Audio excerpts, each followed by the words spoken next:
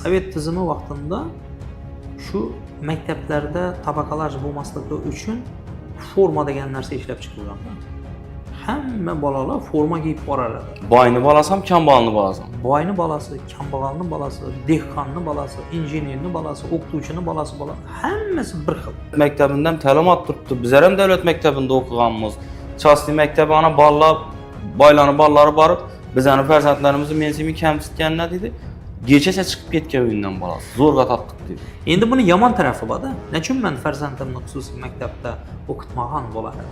Deylik, meni imkoniyatim bor, 100 million oyina pul topsam ham, 10 million agar farzandimga sarflasam ham, men xususiy maktabda o'qitmagan bo'lar edim. Sababi? Sababi bunda men birgina o'zimni farzandimni o'ylagan bo'laman. Agar meni farzandim aqlli bo'lib bu jamiyatda, uni atrofimdagilar aqlsiz bo'lib qoladigan bo'lsa, bu jamiyat tanazzulga yuz tutadi. To'g'ri, hozir endi ayrim xususiy maktabchilar bu gaplarimizni yomon ko'rib qolishadi. U kommentariy yozarlar o'sha negativ. Bular yomon ko'rishi mumkin, sen uni bilar eding, boshqadek. To'g'ri, men ish berishni bilmasligim mumkin, lekin buni vaqt biladi. Vaqti keladi, ko'ramiz. Otasi umr bo'yi vijdonli odam bo'lgan, kolxozda ishlagan, zavod fabrikalarda ishlaganni farzandi o'qiyjak, intiljak, lekin davlatning maktabi qashshaqlashib borayotir. Nima? Xususiyda o'qiyman desa puli yo'q.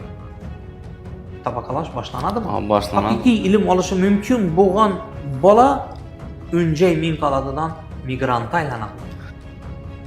Bunday narsalar hamma davlat nazoratida bo'lishi kerak.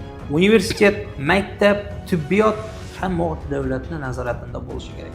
Bu davlatning nazoratidan chiqdiki, bu xususiyatda degan gap ertaga davolanishlarimiz ham shunday bo'ladi. Xususiy klinikalar nechalik ko'paygan sayin insonlarning kasalligi ko'payadi. Ularning fikri "Hey, axir boshqa davlatlardan orqada qolib ketamiz" deydi.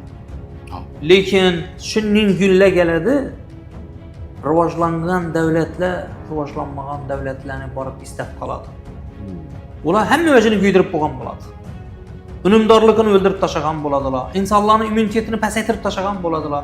Haqiqiy ishchi kuchini umuman sindirib tashlagan bo'ladilar. Shuning vaqtida ochiq dalalar egallanmagan yerlarga intiladilar. Biz bugungi kunda Instagram bo'lgan. Bir narsani ayting. Davlatni kelajagini yo'qotadigan narsa shu Instagram bo'ladi.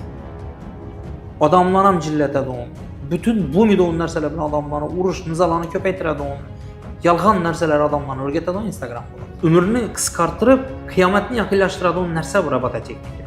Odamlar nechalik tez bezib ketadi bu zamondan, hamma narsa kompyuter bo'ladi. Uzoqda o'tirib bir knopka bosadi, omushar yo'qolib ketadi. Bu yerda o'tirib buni bosadi, yurib boradigan odamning kallasini tasratadi. Odamlarga chip o'rnatib boshlaydilar. Shu bilan hayot tamom bo'ladi. Inson bo'lmaydi o'sha. İnsanlar robotlashib ketadi. Aynan xususiy maktablar shu narsalarni taklif etyapti. Bugungi kunda bir-birini raqobat qilaman. Men yomon ko'raman shu narsani. Men farzandlarimni qiziqtiraman shu narsaga.